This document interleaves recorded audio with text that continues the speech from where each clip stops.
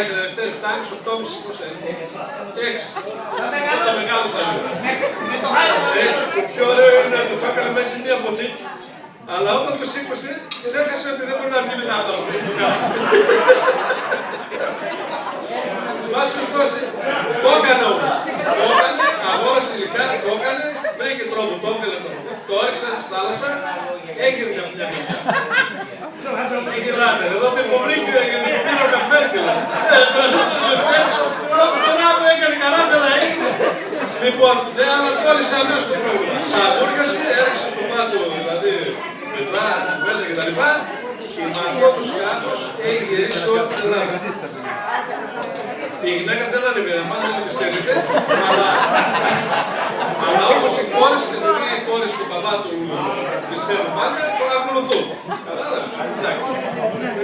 Αυτά, ευχαριστώ πολύ.